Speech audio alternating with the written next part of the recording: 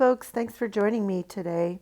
So in today's tutorial, we are going to be doing a flamingo, and we're putting it on a mold number 2 from the Happy Dotting Company. And I put on a coat of black. Actually, I did 2 coats of black as my base coat. And then I used my compass and my General's charcoal pencil, and I created 2 circles because I'm going to have like a double frame. So in the middle of that, I'm going to be using some metallic watercolor. So that's at the very end of the video. So if you want to see that, definitely stick around. And then inside of the smaller circle, I created a flamingo because they're so bright and fun and pink. So that's why I really wanted to do this. So we're doing a flamingo today. So the pink that I'm using is called Parisian pink, and it is by FolkArt. So all of the colors, like the color names and the brands, are listed below because I have come across that I have 2, I believe they're Kelly Greens. One is by FolkArt and the other one is by DecoArt. They're not the same.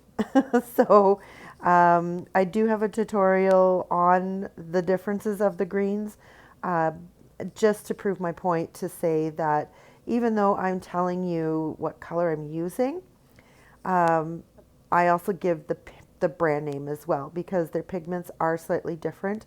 And if you want to do exactly what I'm doing, I will have all of those colors and the brand names listed below. So this part here, I'm putting on some leaves on the background. I didn't sketch them in. Well, actually, I kind of fibbed a bit. I did sketch them in and then I erased them because I didn't like them. So I decided to do it just freehand, just wherever I thought a leaf should be. And these are going to be in the background. So you may have noticed that I kind of painted over top of the tip of his beak, but don't worry, I fixed that, and I make his beak look the way that it should. But just so you know that these leaves are going to be in the background. So the green that I'm using right now is, I believe it is a leaf green by DecoArt. And I just put on a really sloppy coat because I will be blending this. So, and I will be using a blending sponge, or blending brush, I'm sorry. And I have a link in the description to where I purchased those from, which I believe was Amazon. If you tap on one of the links that I have in my description and it doesn't work, please let me know in the comments because I do check them as often as I can. And I can't always be certain that Amazon hasn't changed the link, or maybe there's a new vendor that sells it and the old vendor doesn't sell it anymore. So just let me know, and then I will go and find a new link to put into all of the videos. So just let me know and I'll make sure that I get that fixed up. So this is the blending brush that I was telling you about that I had purchased from Amazon. They come in a pack of 3, so small, medium, and large. I'm using the medium one right now. And all I'm doing is, while that pink is still wet, I'm putting on some white to give it the different shades of pink to show shadows and to show highlights, so it gives it a 3D look. So that's what I'm doing right now. I did his wing, and then I did his cheek, and then on the top of his head, and then I'm just moving around and I'm blending and blending and blending. But all I'm using is the pink and the white. This pink is a dark pink to begin with, so I can use it for my shadows and use the white to give that gradation of a lighter pink as I go. So you'll see me working away at this. I do a lot of blending on this, and it is sped up quite a bit, just so that you know I don't blend this fast. I'm not a machine, but I really like how it did turn out, and I was very patient with doing the blending on this, and I'm so happy that I did because it turned out so, so cute. If you saw the thumbnail at the beginning of the video or what you clicked on, you would have seen what the finished product looked like. And this, I'm now showing you the process on how to get there. So I just keep blending, putting in a little bit of white, maybe adding a little bit more of the pink just to give a little bit of a darker color. But it's all just those two mixed together that I blend to get all of these different shades. It's just amazing what you can do with acrylic paint. I do have to tell you that you have to move quickly though, because acrylic paint does dry quickly. So if you want to get this nice blending done, I suggest that you blend quickly before the paint dries out. Obviously not this quick because this is sped up so that I could get everything in a smaller time frame. So I do speed up my videos, most of them anyways, at 2.5 times, just so that you know. You can pause this, you can slow it down, you can like just stop it and go from there and catch up, or watch the whole thing and then come back and watch it again when you can pause it as you do the steps. So that might be another option for you to do to learn how to do this. So, and I'm still using the same medium-sized blending brush, and I'm doing the leaves now. And again, I'm doing the same thing. I'm just adding white to that that leaf green color. That's by the DecoArt. So I'm just doing the same thing as what I did with the Flamingo. I'm just adding white and then adding in more of the leaf green to give me the shadows. And then I also use the leaf green to outline because I really wanted the tops of it to be kind of showing the separation. The tops of it, I mean like the right side of the leaf, to give that separation from the leaf behind it or the leaf that's in front of it. And that's how I make all of these leaves. It looks like a bunch of seaweed right now, but it will turn into leaves. Just be patient, hang around, and watch me do it, because I promise they end up looking like leaves. So I'm going to take this opportunity right now, since I've been painting away, and you can keep watching, but I'm just going to take this opportunity to say that if you like the video, the best way to let me know is just to give me that little thumbs up and click on it there. If you're new, I want to thank you for joining us, and I'm so happy that you could hang out with me today. But make sure you hit that subscribe button and ring the notification bell so that you can get a notification every time I post something new. So having said all of that, I do have a couple of other videos that have been edited and they're ready to go. I do post every Friday, so they are scheduled to pop out in the next couple of weeks. So definitely ring that bell so that when it does pop up, because I schedule it, you'll be the first ones to know. So I did his eye. I just used black paint, and I'm going to let that dry. And while it was drying, I went and I did the beak, and I used Daffodil Yellow by FolkArt for his beak. And it's looking like a flamingo, and I was very, very happy with how this turned out. So I gave him a nice little blue eye too, so you'll see that a little bit later. Right now what I'm doing is I'm just crisping up those edges from the blending brush, because it does sort of blend out or leaves it fuzzy, and I wanted it really crisp. So I do the same around the flamingo, and all I'm using is a fine lining brush with some black paint on it, and I'm just sharpening up those edges. Um, and it's very easy to do, and it dries flat, so you don't see this once it's dry, especially after you've resined it. So if you don't want to use resin, that's totally fine. I have done some of my rocks with the, I believe it is the DecoArt varnish, and I purchased mine, believe it or not, at the hardware store. Um, and I just like it because it really, um, it seals the rock. It's not as good as the resin. I use Art Resin, but it does the same job, and it is nowhere near as expensive. But you do have to do a few more coats so that you get a nice even coverage. So you'll notice that the color that I'm using right now, it is a dark green, but all I did was I used my leaf green and I added just the smallest amount of black to give it a dark green, kind of like a forest green color. And that's what I'm using to separate the leaves and to add in their veins.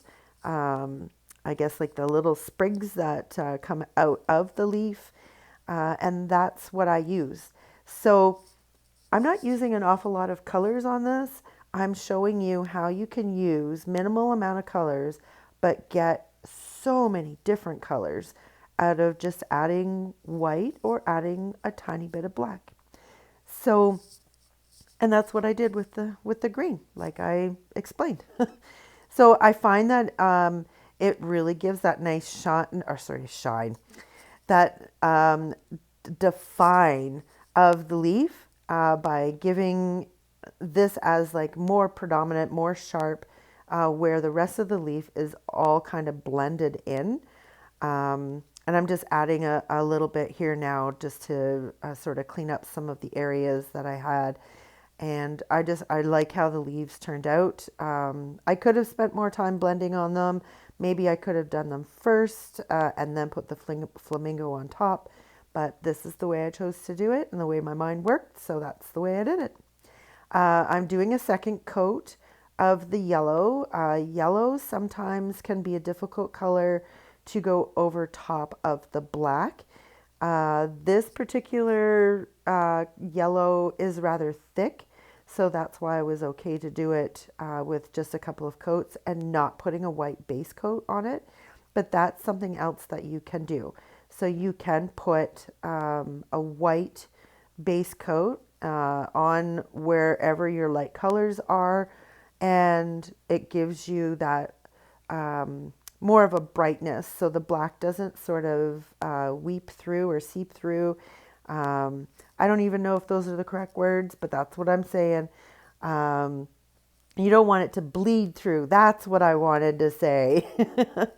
So yeah, you don't want that to happen. So you could always paint it white first and then do your color. But because this yellow was so thick, I had no problem with coverage, and with only doing 2 coats, it worked really, really well. So I'm just using some black paint and my fine lining brush, and I'm just outlining the flamingo in all of the different, like his cheek there, coming up to his neck, separating his body from leaves. It puts him more in the forefront so that he's not sort of swallowed up by all these leaves that are in behind him, and makes him the vocal point. Vocal point. Oh gosh, ladies and gentlemen. The visual point. I'm very tired. I got to let you know that I've been away all week on a trip for work. So had some issues with the airplane ride home, and we had delays because of weather, and oh boy, it's just been a bit of a nightmare. So I'm happy to be back home to be able to do this voiceover for you. But that's probably, no, I'm going to blame it on that, why my words are not coming to me like they should. So, and my day's still not over. So, um, but I definitely wanted to get this out to you guys because I don't want you to be waiting around and waiting for all of this. So thanks for bearing with me. Okay, so the blue that I used is Cool Blue by Craft Smart, which is the Michaels brand. And I just used a dotting tool. It's an old dotting tool that I had from years ago. It was just the first one that I grabbed. It was the perfect size for it. And now I got to let that blue dry. So while that's drying, I'm going to use my absolute favorite gold, which is Glorious Gold by DecoArt. And I'm going to go around and do both of these circles. So I'm doing the inner one first, and then I'm going to do the outer one. And then I'm going to go and fix it all up with some black paint, because you'll see almost right at the top there, there's a blob that sort of went into, we'll call it the channel, in between the two circles. So I got to fix that up because I really don't want that. I want it to be as symmetrical as possible that a freehand could do. And so that's why I will go and fix that up. So now I'm going to work on that second circle and put my Glorious Gold all the way around it. And as I'm doing it, the eye is drying. So I'll be able to put on the pupil, which I will do that in black. And of course, give it a little bit of a white gleam to it so it shines. And clean it all up. So I use another brush, not right now, but very shortly. I will be using another brush that I also got from Amazon, and they're really good for fine line brushes that are disposable. They're actually makeup brushes, but I bought a package of 100 like 3 years ago, and I still have a whole bunch of them. So if you want something that you can use maybe 3 or 4 times and then just toss it, that's a good option to have. And it's what I use. So there I put the pupil on, and now I'm going to use my fine lining brush to give him a couple of eyelashes, 3 actually to be exact, and then just to clean up his eye there. And I will be putting a little tiny white dot to give him a little bit of some eye gleam type stuff. So there's the brush that I was talking about. So it's a very small brush that gets into all of those little areas and things. So you can really get in tight. And I really like them. I cleaned them up right away. They last me about 3 or 4 uses, depending on what I'm using them for. But in this particular situation, I am cleaning up that channel and thinning out those gold lines on both the inside of the channel and on the outside. So I have something a little bit more symmetrical, because I really want to put some of that beautiful watercolor, the metallic watercolor in the middle. So the color that I use in there, I bought a paint tray of watercolors a while ago, and they're the same ones that I've been using. There's all sorts of types out there on the market. You can check out Etsy, you can check out Walmart, maybe even I've seen some at like dollar stores. So there is that available as well. But they're everywhere now. They're starting to become very, very popular. So this was just a paint tray of I think there's 16 colors that I can choose from, and that's what I use. So the color that I chose is kind of like a green and gold color, and I'm doing it right now. And I don't, so the paintbrush that comes with it is the one that I use. So I put it in some clean water, use distilled water, and I really saturate the puck I guess. And then I just put it on. And then I let it dry, give it a couple of coats of resin, and it's finished. So there you have it, folks. Life is what you make it. So get creative.